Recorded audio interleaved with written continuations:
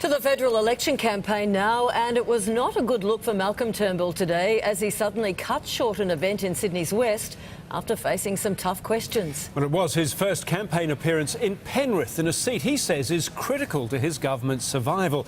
But it all went off the rails when questions were raised of treachery towards former Prime Minister Tony Abbott. Adam Todd has been travelling with the Prime Minister. Adam, tell us what went wrong today. Well, Sandra, it's a reminder that the fallout from last September's leadership change will continue to be an issue throughout this campaign. There are still tensions within the Liberal Party. Some of those wounds are yet to heal, but certainly by July 2, the Prime Minister will be hoping the events of today are long forgotten. Malcolm Turnbull knows Western Sydney could make or break his prime ministership. If we hold this seat, then we will be returned to government. And his visit to the seat of Lindsay started quite well. Listen to Mum. But then things suddenly went pear-shaped as attention turned to the local Liberal MP Fiona Scott. She was an Abbott supporter and he was a supporter of hers. In 2013, famously saying, "I think I can probably say I have a bit of sex appeal." But she reportedly switched allegiances last year and was asked whether she voted for Mr Turnbull in September's leadership spill. I have never disclosed how I voted, and frankly, I never will. As things escalated, the PM stepped in. I'm not going to break what I think is a very important oath to both the party and. Well, can I just say, Fiona, yes, good on you, Fiona. Someone just said, yes, right. As the press conference ended, a sudden change of plans. So a second event, a planned walk through a nearby Westfield, has been cancelled. We're told because the PM ran out of time. His day of campaigning in Western Sydney is over. But the event is another reminder the leadership change will continue to haunt the campaign. The divisions in the Liberal Party were again today on display because she famously was supported by Tony Abbott. Even the PM's beloved trains couldn't lift his day. I'm doing a bit of conducting on the trains, you see. But this won't be his last stop in Western Sydney.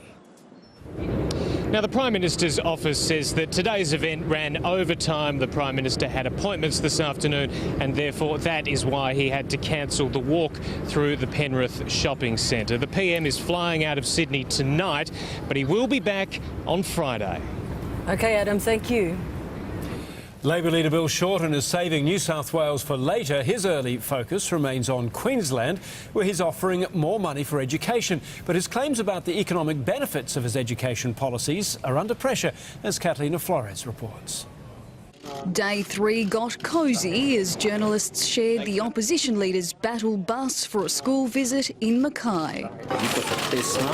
5-year-old Sophia Thomas, daughter of a local Labor volunteer, providing the perfect setup for a $4.6 million announcement in extra money for targeted teaching. We need to measure where each individual student's learning is at and what they can benefit from being taught next. But the wider economic benefits of Labor's schools funding plan have been called into question. It'll be a 2.8% improvement straight away if we implement these changes. It is not a gain to be achieved today, it is a gain to be achieved by 2095, according to the OECD.